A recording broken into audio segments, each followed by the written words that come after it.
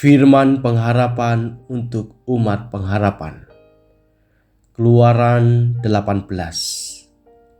Kedengaranlah kepada Yitro, imam di Midian, mertua Musa, segala yang dilakukan Allah kepada Musa dan kepada Israel umatnya, yakni bahwa Tuhan telah membawa orang Israel keluar dari Mesir. Lalu Yitro, mertua Musa, membawa serta Zipora, istri Musa, yang dahulu disuruh Musa pulang, dan kedua anak laki-laki Zipora, yang seorang bernama Gersom, sebab kata Musa, aku telah menjadi seorang pendatang di negeri asing. Dan yang seorang lagi bernama Eliezer, sebab katanya, Allah Bapakku adalah penolongku dan telah menyelamatkan aku dari pedang Firaun. Ketika Yitro, mertua Musa beserta anak-anak dan istri Musa sampai kepadanya di padang gurun, tempat ia berkemah dekat gunung Allah, disuruhnyalah mengatakan kepada Musa, aku, mertuamu Yitro, datang kepadamu membawa istrimu beserta kedua anaknya. Lalu keluarlah Musa menyongsong mertuanya itu. Sujudlah ia kepadanya dan menciumnya. Mereka menanyakan keselamatan masing-masing, lalu masuk ke dalam kemah. Sesudah itu Musa menceritakan kepada mertuanya segala yang dilakukan Tuhan kepada Firaun dan kepada orang Mesir karena Israel dan segala kesusahan yang mereka alami di jalan dan bagaimana Tuhan menyelamatkan mereka. Bersukacitalah Yitro tentang segala kebaikan yang dilakukan Tuhan kepada orang Israel, bahwa ia telah menyelamatkan mereka dari tangan orang Mesir. Lalu kata Yitro, terpujilah Tuhan yang telah menyelamatkan kamu dari tangan orang Mesir dan dari tangan Firaun. Sekarang aku tahu bahwa Tuhan lebih besar dari segala ilah, sebab ia telah menyelamatkan bangsa ini dari tangan orang Mesir, karena memang orang-orang ini telah bertindak angkuh terhadap mereka. Dan Yitro, mertua Musa, mempersembahkan korban bakaran dan beberapa korban sembelihan bagi Allah. Lalu Harun dan semua tua-tua Israel datang untuk makan bersama-sama dengan mertua Musa di hadapan Allah.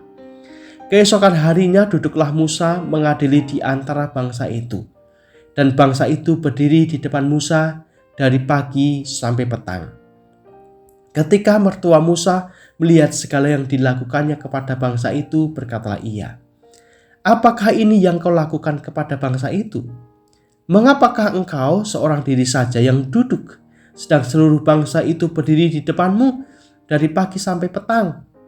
Kata Musa kepada mertuanya itu, sebab bangsa ini datang kepadaku untuk menanyakan petunjuk Allah. Apabila ada perkara di antara mereka, maka mereka datang kepadaku dan aku mengadili antara yang seorang dan yang lain. Lagi pula aku memberitahukan kepada mereka ketetapan-ketetapan dan keputusan-keputusan Allah. Tetapi mertua Musa menjawabnya, tidak baik seperti yang kau lakukan itu. Engkau akan menjadi sangat lelah, baik engkau, baik bangsa yang beserta engkau ini.